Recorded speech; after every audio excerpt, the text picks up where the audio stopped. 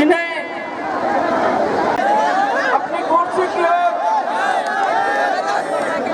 जा रहे हैं।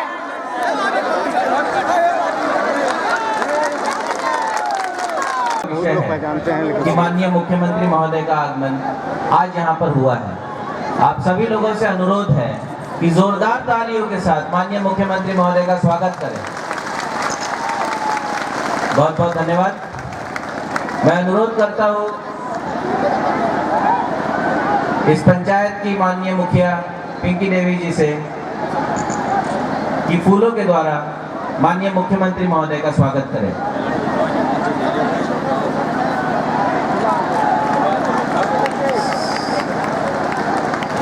साथ ही मैं अनुरोध करता हूं मुखिया जी से कि माननीय मंत्री जल संसाधन विभाग सह प्रभारी भागलपुर जिला का भी स्वागत फूलों से करें।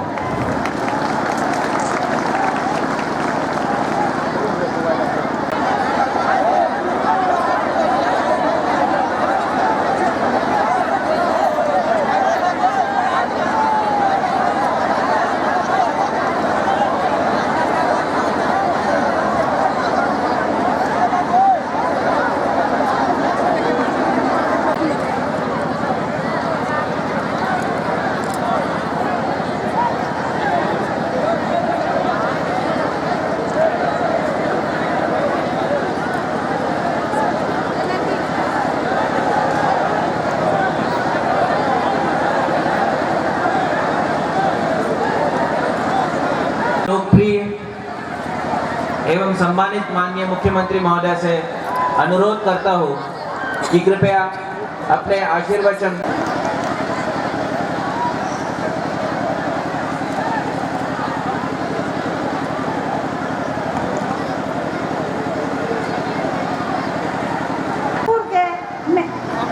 हरिदासपुर में मद्यपान निषेध मानव श्रृंखला के दूसरे चरण में महानायक नीतीश कुमार जी, बिहार सरकार के माननीय मंत्रीगण, नाथनगर प्रखंड के प्रतिनिधि, सूबे एवं जिला के अधिकारीगण, इलेक्ट्रॉनिक मीडिया, प्रिंट मीडिया एवं ग्राम पंचायत को हरिदासपुर के भाई माता एवं बहनों का सादर अभिनंदन है।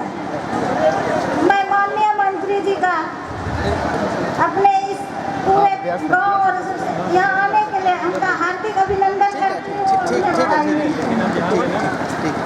हरिदासपुर के लिए सौभाग्य का दिन है कि मुख्यमंत्री हमारे घर आए।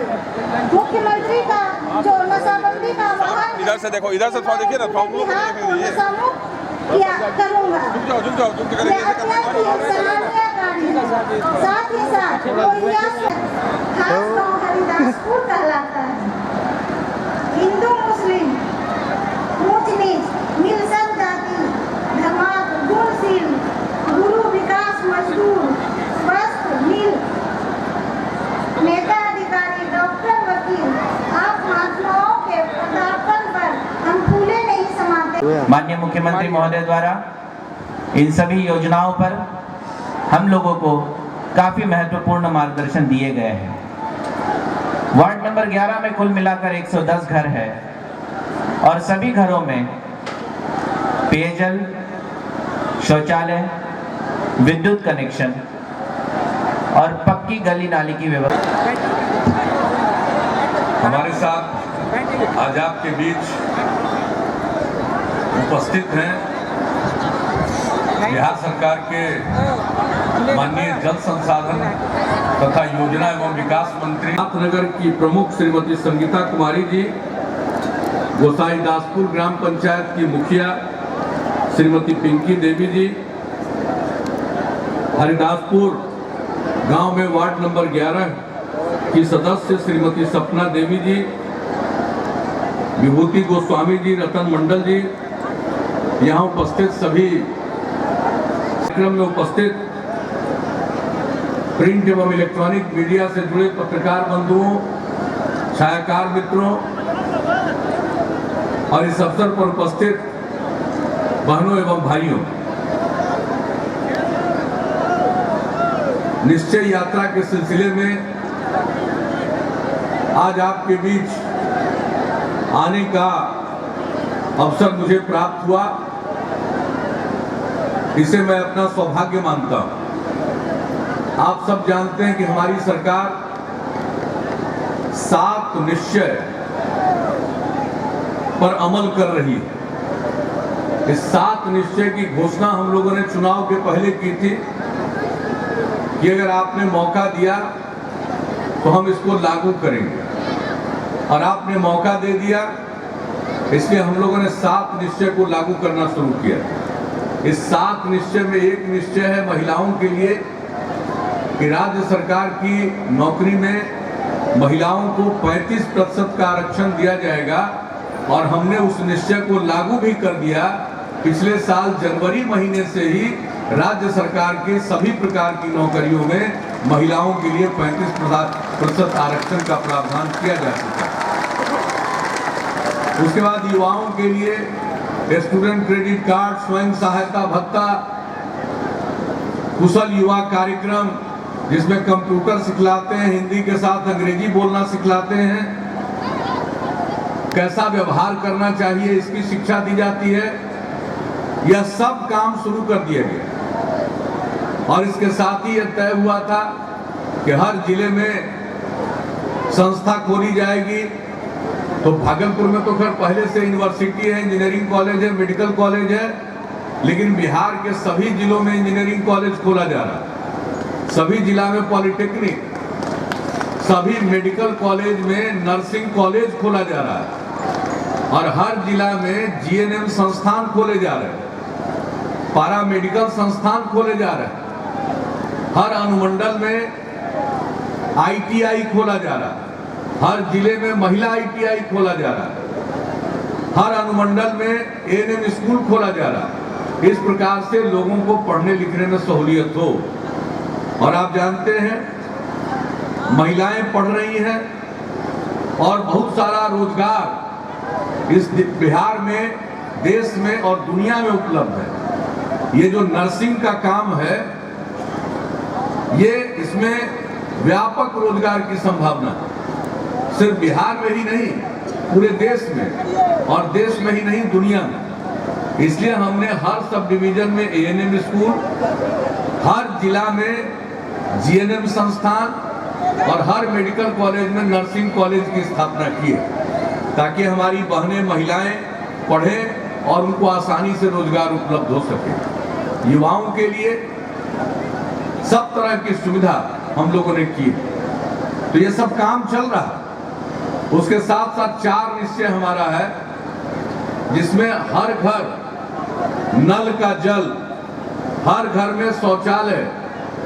हर घर तक पक्की गली और नाली का निर्माण, और हर घर में बिजली का कनेक्शन। ये हमारा 4 निश्चय, उसी पर काम हो रहा है। और उसी सिलसिले में जो भागलपुर जिले के गोसाईदासपुर पंचायत में, इस वार्ड में, हरदासपुर वार्ड में जो काम शुरू हुआ है, उसी को हम देखने आए थे, और मुझे खुशी है कि यह सब काम हो रहा है। और आप एक बात जान लीजिए, हम लोगों का लक्ष्य है कि पूरे बिहार को खुले में शौच से मुक्त करें। खुले में शौच के कारण कई प्रकार की बीमारी होती है। अगर खुले में शौच से मुक्ति मिल जाएगी तो आज जितने प्रकार की बीमारी होती है 90% छुटकारा मिल जाएगा, वो बीमारी ही नहीं होगी। अगर पीने का शुद्ध पानी मिल जाए, खुले में शौच से मुक्ति हो जाए, तो बहुत कम बीमारी का प्रभाव पड़ेगा। इसलिए हम लोगों का लक्ष्य है इसको प्राप्त करें, इसलिए निश्चय है, और उस निश्चय पर अमल हो रहा है। आपके बीच आकर मुझे खुशी हुई, काम हो रहा, पूरे पंचायत में काम होगा। हम जब यहाँ पर आए हैं तो ग्राम पंचायत शाहजहांपुर के लोग बैनर लेके खड़ा कह रहे हमारे दर्द को समझें, तो हमने पता लगाया कि इनका दर्द क्या है। भागलपुर के कमिश्नर साहब को हमने भेजा कि उनका जरा दर्द सुन के आइए, तो इनका कहना है कि शाहजहांपुर ग्राम पंचायत गंगा नदी के दक्षिण में और इस पंचायत के बगल में, लेकिन वो पड़ जाता है नारायणपुर ब्लॉक में, तो गंगा नदी के पार ब्लॉक और अंचल के काम से उनको जाना पड़ता है, बहुत झंझट होती है। अगर इधर ही नाथनगर प्रखंड से वो जुड़ जाएगा तो लोगों को उसमें उस ग्राम पंचायत के लोगों को सहूलियत होगी। यही दर्द ये बताना चाहते हैं। तो हमने कमिश्नर साहब को, डीएम साहब को कह दिया है, इनके दर्द को ठीक से समझ करके राज्य सरकार को रिपोर्ट करिए और यह सब काम आप निश्चिंत रहिए। ये रिपोर्ट आएगी और आप भी सक्रिय हैं। यह काम तो आपका बिल्कुल, आपकी मांग जो है बिल्कुल जायज है। ऐसा तो होना ही नहीं चाहिए। गंगा नदी के इस तरफ है, उस तरफ के मुख्यालय से क्यों जुड़ा है? आपने ये बात हम लोगों के ध्यान में लाया, इसके लिए आपको धन्यवाद और इसके लिए उपयुक्त कार्रवाई भी की जाएगी। हमें मालूम है इस बार बाढ़ जबरदस्त आई और बाढ़ से आपका पूरा पंचायत प्रभावित था। जहां हम लोग बैठे हुए हैं इसमें पानी भरा हुआ था, 3-4 फीट के करीब पानी था। यहाँ सब लोगों को राहत शिविर में जाना पड़ा था। तो हमने काफी निरीक्षण किया था आकर राहत शिविरों का। और यहाँ पर जो हमारे प्रभारी मंत्री हैं ललन बाबू, जो भागलपुर में ही पढ़े लिखे हैं, सिंचाई मंत्री हैं, वो यहाँ रहे। और हमारे प्रधान सचिव हैं, लेकिन भागलपुर के प्रभारी सचिव हैं, वो भी यहाँ रहे। और सारे अधिकारी आए, कमिश्नर ने पूरा काम किया, डीएम ने पूरा काम किया, सब लोगों ने मिलकर, सारे अधिकारियों ने, पुलिस पदाधिकारियों ने भी पूरा सहयोग दिया। और उसका नतीजा हुआ कि बाढ़ की जो विभीषिका थी उसका हम लोग मुकाबला कर सके। वैसे आप सब जानते हैं कि अब ये गंगा नदी छिछली होती चली जा रही है, इसकी गहराई घट रही है, जल के अधिग्रहण की क्षमता कमती घटती चली जा रही है। और इसका मुख्य कारण है इसमें गाद जमा हो रहा है। और ये गाद क्यों जमा हो रहा है? उसका कारण है फरक्का बांध। ये पश्चिम बंगाल में फरक्का बांध जो बना है, उसके चलते जो पहले नदी खुली हुई थी तो पूरा का पूरा गाद भी पानी के बहाव के साथ जाता था और समुद्र में, बंगाल की खाड़ी में चला जाता था। जब से ये बराज बना तो उसके बाद जो पानी का बहाव था वो घटा। जितना पानी है वो सब पानी एक साथ बाहर नहीं निकल सकता है, उसकी क्षमता सीमित है। और उसी सिलसिले में गाद नीचे जमा होता चला जा रहा है। हमने इस सवाल को कई सालों से उठाया। एक बार तो हम केंद्र के मंत्री, जब केंद्र में यूपीए की सरकार थी, उनके मंत्री को हमने बुलाया और उनको लेकर हम खुद गए राज्य सरकार के हवाई जहाज से दिखलाने। बक्सर से लेकर के हम फरक्का तक उनको दिखलाए। हमने कहा देखिए इस बांध के चलते किस तरह से ये सिल्ट, गाद, बालू जमा होता चला जा रहा है और उनको पूरा दिखाए। तो भागलपुर ही नहीं, इसके आगे पटना, और पटना से आगे तक अब गाद जमा हो रहा, बुरा हाल हो गया। हमने इस सवाल को फिर उठाया।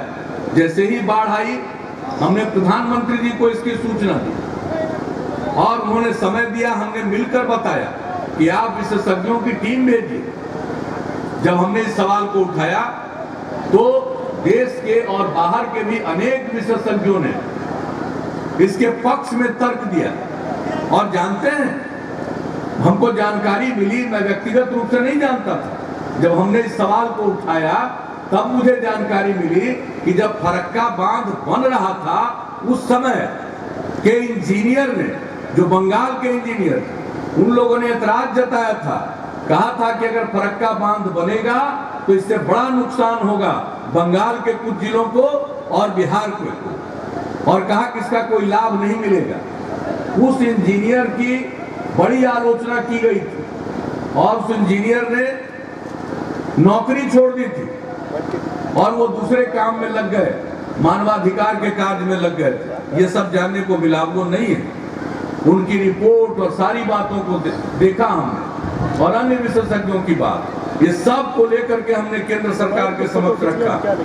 हमारी टीम गई केंद्र के अधिकारियों को समझाने, केंद्र की टीम को हमने बुलाया कि आकर देख लीजिए। और अभी बाढ़ का समय है और बाढ़ के बाद भी आकर देख लीजिए, अध्ययन कर लीजिए। अगर ये फरक्का बांध को डीकमीशन नहीं जब तक किया जाएगा, स्थायी समाधान नहीं होगा। अब जैसे ही पानी बढ़ेगा, वर्षा होगी, तो कम पानी में भी वो पानी फैलने लगेगा क्योंकि जल के अधिग्रहण की क्षमता गंगा नदी की घट गई है, गहराई घट गई है, इसलिए नुकसान होगा। इसके स्थायी समाधान के लिए हम लोग अपनी आवाज बुलंद कर रहे हैं और अपनी तरफ से प्रयास कर रहे हैं। सामाजिक स्तर पर भी इसके लिए अभियान चले। इसके लिए जो लोग भी जल विशेषज्ञ हैं और जल संरक्षण के काम में जो हमारे ऐसे पर्यावरणविद या ऐसे तकनीकी विशेषज्ञ लगे हुए हैं, उन सबों को आमंत्रित किया है ललन जी के विभाग ने, जल संसाधन विभाग ने, और वो सब आएंगे। कै तारीख पर? 25 फरवरी को। यह आप जानते हैं जल संरक्षण की लड़ाई लड़ने वाले और उनको मैगसेसे अवार्ड भी मिला हुआ है राजेंद्र सिंह जी, वो सब उन लोगों ने भ्रमण किया, वो सभी आएंगे और इस आवाज को भी हम लोग बुलंद कर रहे हैं ताकि सब दिन ऐसी स्थिति का सामना न करना पड़े। लेकिन आपको इस स्थिति से गुजरना पड़ा। बिहार के 12 जिले जो गंगा नदी के तट पर अवस्थित है, सब प्रभावित हुए। मेरा भी जन्म गंगा नदी के किनारे हुआ, बख्तियारपुर में, पटना जिला के। आज तक हमने बख्तियारपुर के दोनों तरफ कभी नहीं बचपन से देखा कि गंगा नदी का पानी आया सड़क पर और गांव में घुसा।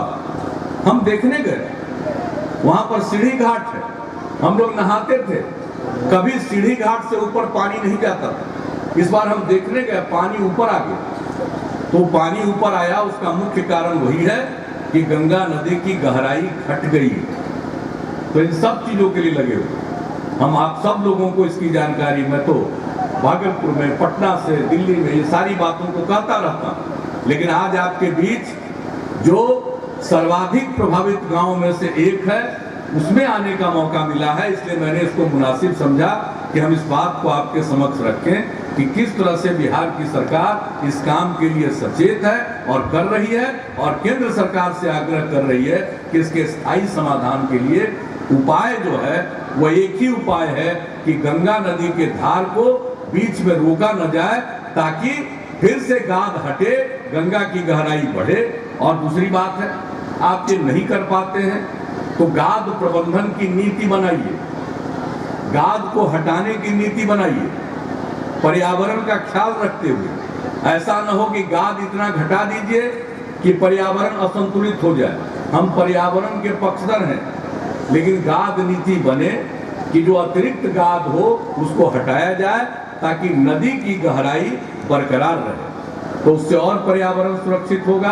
और जो तटवर्ती आबादी है गंगा नदी की, वो हर साल इस प्रकार से प्रभावित न हो। तो इसके लिए भी हम लोग प्रयत्न कर रहे हैं और प्रयत्नशील है। आप सबका इसमें सहयोग चाहिए। हम लोग एकजुट होकर के आवाज बुलंद करेंगे। अंततोगत्वा यह सही रास्ते, सही बात है और न्याय की बात है, तो न्याय के लिए तो संघर्ष करना पड़ेगा, उसके लिए तत्पर रहना चाहिए। तो मुझे खुशी है और शाहजादपुर के लोग भी इसमें आए हुए हैं, मैं सबको धन्यवाद देता हूं। और एक बात मैं और कहना चाहता हूं, ये जो हमारे 7 निश्चय की योजना है, हर घर नल का जल, हर घर में शौचालय, हर घर में तक गली का पक्कीकरण और नाली का निर्माण, यह सब 4 साल के अंदर होना है। हर घर में बिजली का जहां तक सवाल है, इस साल के अंत तक हर गांव और बसावट में बिजली पहुंचा दी जाएगी जहां नहीं पहुंची, और अगले साल के अंत तक एक भी घर नहीं छूटेगा जहां बिजली का कनेक्शन हम लोग नहीं पहुंचा देंगे। इस लक्ष्य के साथ हम लोग काम कर रहे हैं। तो आपका धैर्य के साथ इसमें समर्थन चाहिए। और इस वार्ड में सब कुछ किया गया है और ये इलाका आर्सेनिक प्रभावित है, कुछ इलाका भागलपुर का फ्लोराइड से भी प्रभावित है, और गंगा नदी के उस पार आयरन से भी प्रभावित है। तो हर तरह से जो गुणवत्ता प्रभावित इलाके हैं उसका ख्याल रखते हुए एक बड़े प्रोजेक्ट पर, परियोजना पर काम हो रहा है। आज उसको भी देखने का मुझको मौका मिला, और तात्कालिक तौर पर सौर ऊर्जा से संचालित मिनी जलापूर्ति योजना, जिससे आर्सेनिक मुक्त पानी आपके बीच आपूर्ति की जा रही है, की जाएगी। हमने एक एक चीज को बारीकी से देखा। तो इस प्रकार से ये सब काम होगा। और एक जो बहुत बड़ा काम हुआ, ये सब महिलाएं बैठी हुई आप ही की मांग पर हुआ है। पूरे बिहार में शराबबंदी लागू हुआ पिछले, और अब शराबबंदी लागू है। गांव का, घर का, शहर का, सबका माहौल अब बदल गया। पहले जिस घर में शराब पीने वाले लोग थे, वो शराब में अपनी कमाई का ज़्यादा पैसा बर्बाद कर देते थे और घर में जब पी कर लौटते थे तो पूरा झगड़ा झंझट करते थे। घर की हालत बहुत खराब थी। और जब शराब बंदी हो गया, कड़ा कानून बन गया, सबका समर्थन मिल गया, चेतना आ गई, शराब को बंद कर दिया, तो अब शराब बंदी के बाद अब लोग पी नहीं रहे हैं, तो आप खुश हैं। पहले पीने वाले लोग मेरी आलोचना करते थे और अब वही प्रशंसा करते हैं कि अच्छा हुआ, हमारी आने वाली पीढ़ी का भविष्य बेहतर हो गया, हम पी करके सारा पैसा बर्बाद कर रहे थे। तो जो पति पी कर आता था और घर में झगड़ा करता था, अब शराबबंदी के बाद वही पति जब शाम में घर लौटता है तो हंसते खेलते घर लौटता है, मुस्कुराते हुए घर लौटता है और बाजार से सब्जी खरीद कर घर के लिए लाता है। अब इतना बड़ा परिवर्तन आ गया। अब इस शराबबंदी के मुहिम को आगे बढ़ाकर नशा मुक्ति तक ले जा रहे हैं और इसी के लिए अपनी एकजुटता प्रदर्शित करने के लिए कल 21 जनवरी को मानव श्रृंखला बनाकर लोग खड़े होंगे। पूरे बिहार में 11,000 किलोमीटर से ज्यादा लंबाई में मानव श्रृंखला में स्त्री पुरुष सब शामिल होंगे। युवा आपसे यही अपील करेंगे, हमको आ रहे थे रोड पर से यहाँ पर आए हैं, ये 3 किलोमीटर होगा, 3.5 किलोमीटर। अब ये 3.5 किलोमीटर में दोनों तरफ लोग खड़े थे। अब जिस तरह से उत्साह के साथ लोग खड़े थे तो 3.5 गुना 7 किलोमीटर तो लाइन में खड़े थे। अगर एक दूसरे का हाथ थाम कर खड़े हो जाएंगे तो जितने लोग सड़क से यहाँ तक थे, इनको एक दूसरे का हाथ थाम के खड़ा होने के लिए कम से कम 14-15 किलोमीटर की जगह चाहिए। 15 किलोमीटर तक मानव श्रृंखला बनाइए और पूरे बिहार में उत्साह। और ये जो उत्साह है शराबबंदी के पक्ष में और उसके प्रति अपनी एकजुटता प्रकट जो कल करनी है, तो आज तो मैं देखकर प्रसन्न हुआ, बड़ी खुशी हुई, संतोष हुआ कि अब किसी को क्या कहने की जरूरत है। कल होने वाला है, आज से ही लोग तैयार हैं और इतनी संख्या में लोग तैयार हैं। तो ये जो बिहार है, इसकी जब एकजुटता शराबबंदी और नशा मुक्ति के पक्ष में प्रकट होगी तो इसका जबरदस्त संदेश जाएगा।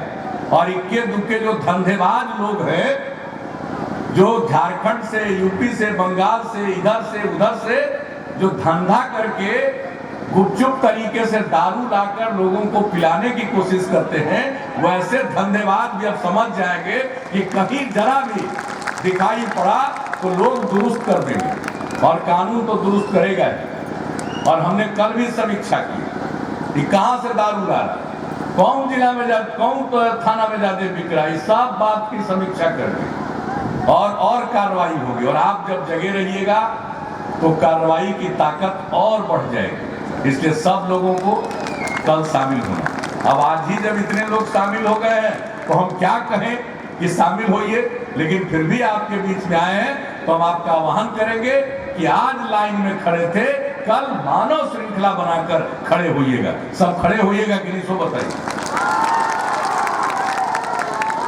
बहुत बहुत धन्यवाद। इधर के हाथ नहीं उठाए, हथवा उठाइए और पीछे को बहुत धन्यवाद। आप सब लोग मानव श्रृंखला के अंग बनिए, जबरदस्त संदेश जाएगा न सिर्फ पूरे बिहार में बल्कि पूरे देश में कि बिहार के स्त्री पुरुष युवा सब एकजुट हैं। और जब बिहार में शराबबंदी हो सकती है, नशा मुक्ति की ओर बिहार बढ़ सकता है, तो दूसरे राज्यों में भी लोग इतनी मांग करेंगे कि अंततोगत्वा बापू का सपना साकार होगा, नशा मुक्त समाज बनेगा। इन्हीं शब्दों के साथ मैं आप सबको हृदय से धन्यवाद देते हुए और आप सबका अभिनंदन करते हुए और इस धरती का नमन करते हुए मैं अपनी वाणी को विराम देता हूँ। आगे सर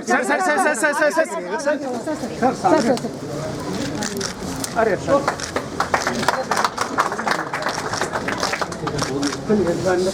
अंदर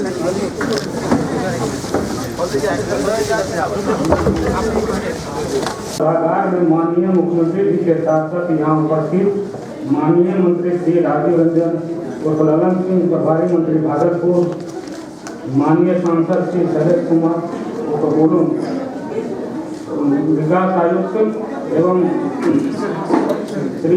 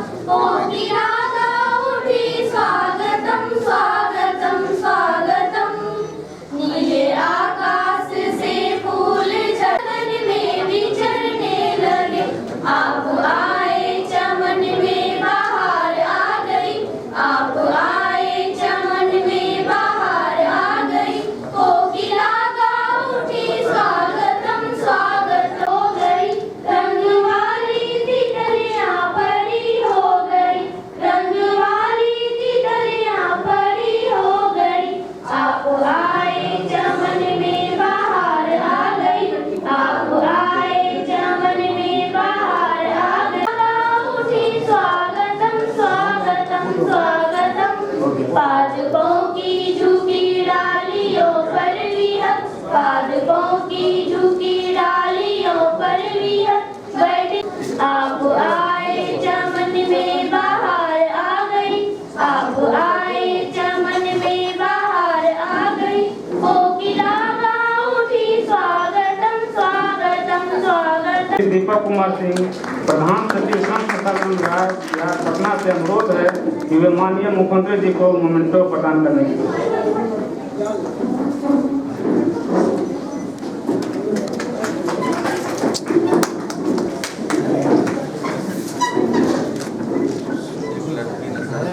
आगे मत अब मैं प्रदान करें माननीय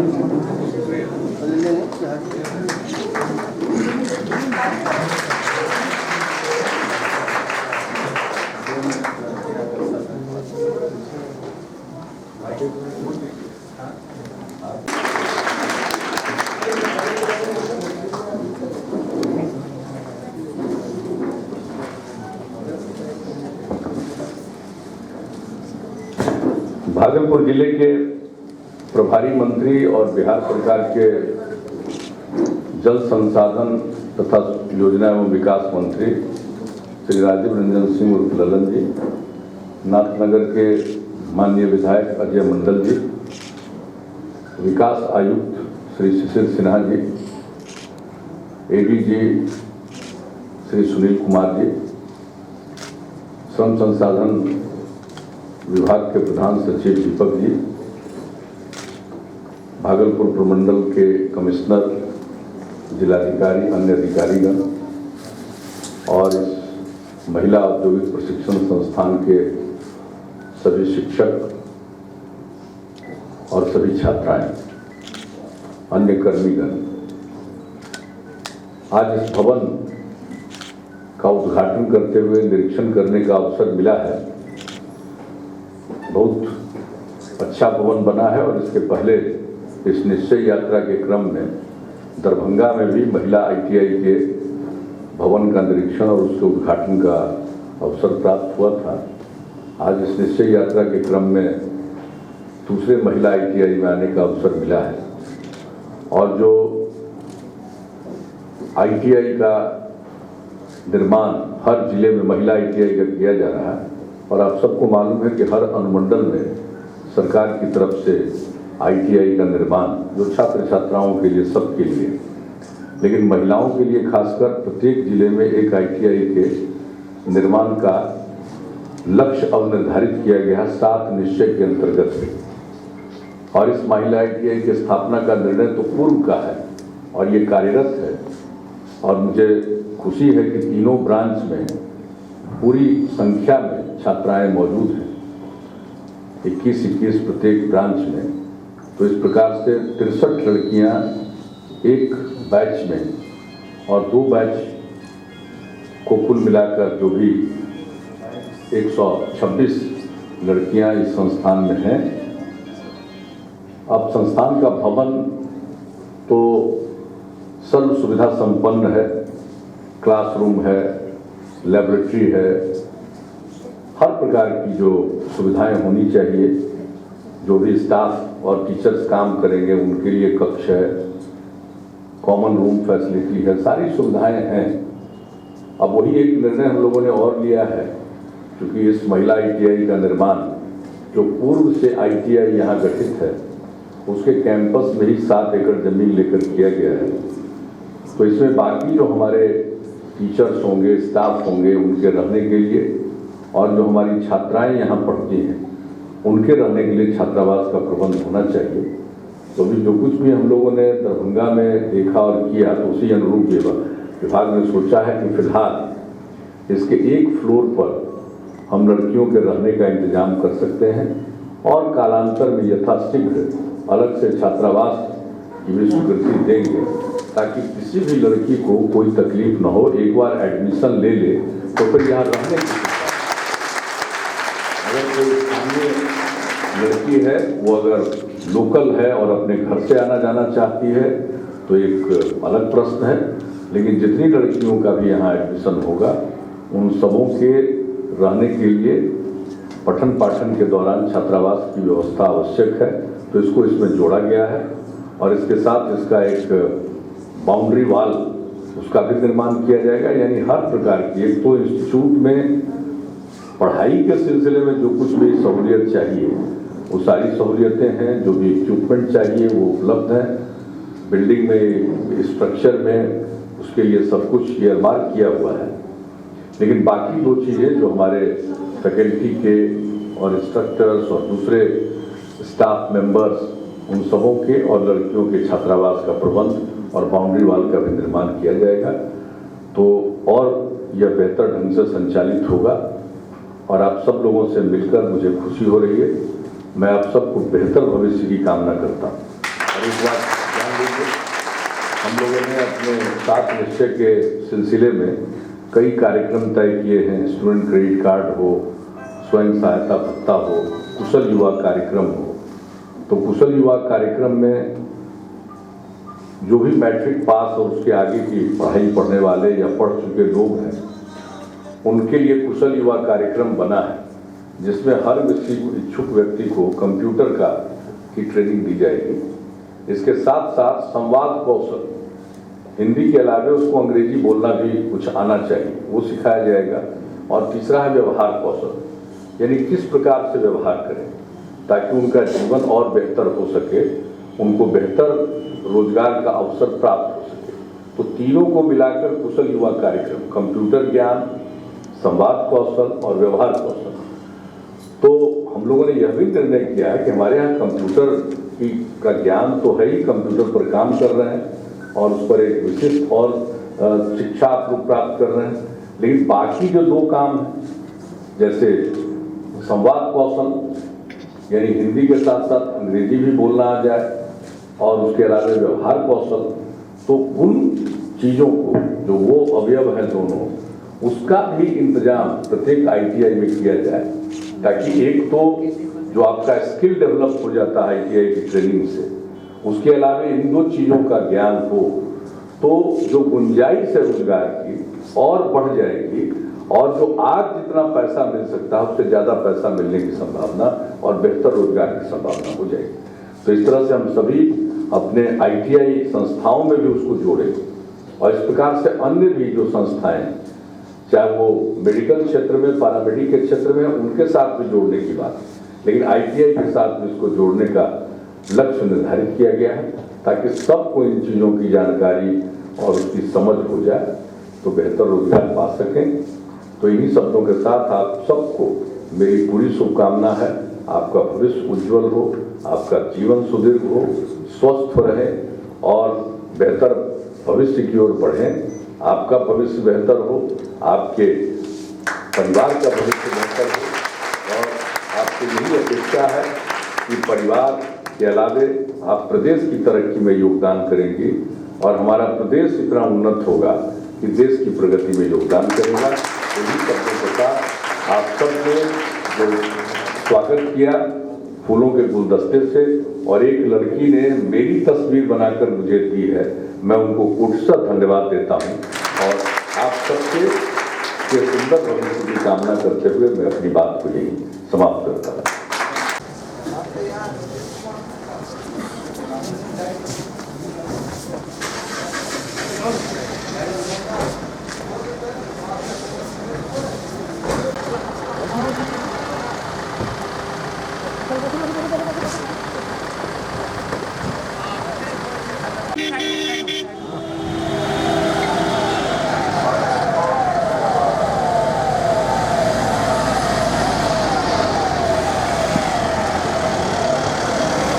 थोड़ा सा दबा दीजिए।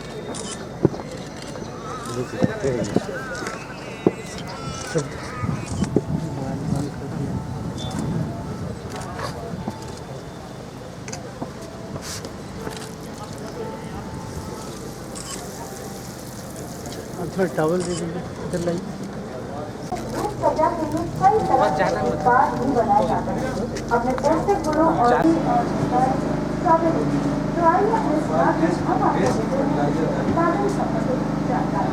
इधर आ जाएंगे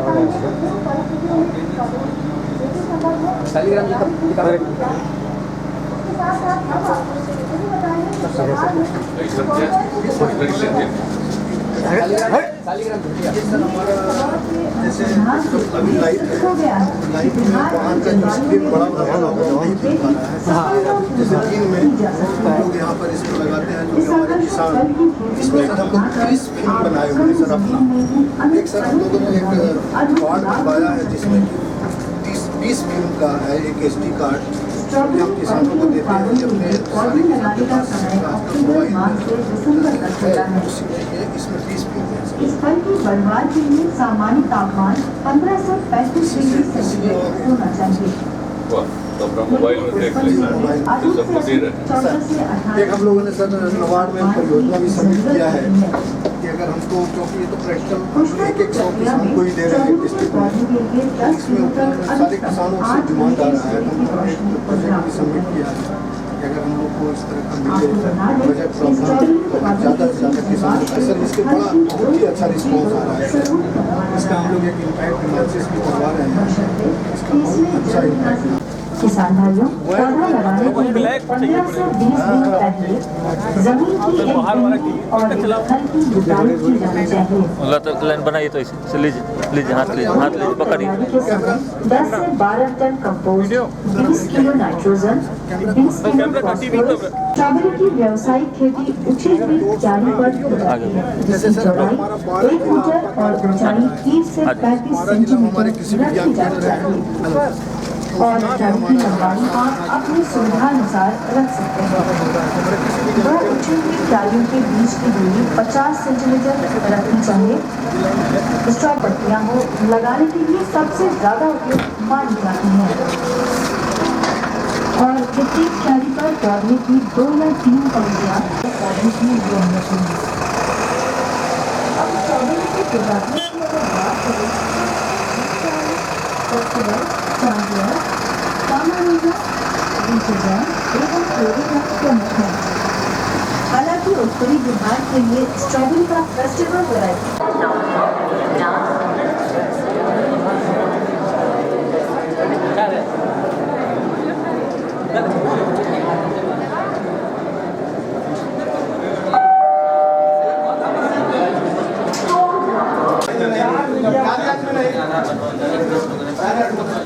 कितना आधार बना है? 400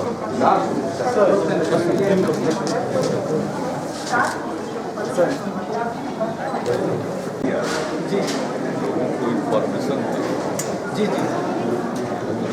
सर उसकी मॉड्यूल बना रहे हैं, इस वीक में हम लोग बना लेंगे। मंडे ट्यूजडे जगह बता रहे जी, वन इंट्रैक्शन थोड़ा ज़्यादा होता है। चलिए मॉड्यूल भी देंगे।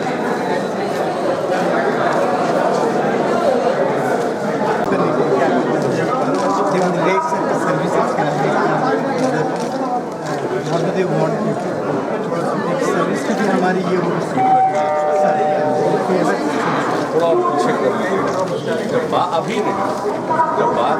संख्या पर ही लाइन लगा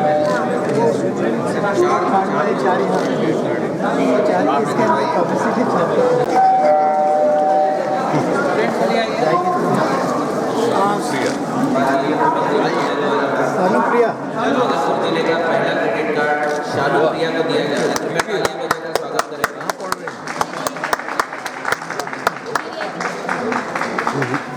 दूसरा क्रेडिट कार्ड प्रिंस को दिया जाएगा। हुआ आप देखने में प्रिंस ही लग रहे हैं। कहाँ पढ़ रहा है? तीसरा credit card Ashish Kumar. Guardian है उसका एग्जाम चल रहा है। कहाँ पढ़ रहा है? दुर्गापुर और चौथा credit card Rishi Kumar.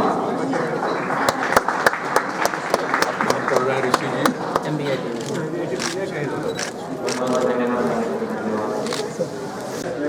Student credit card में कितना मिलता है?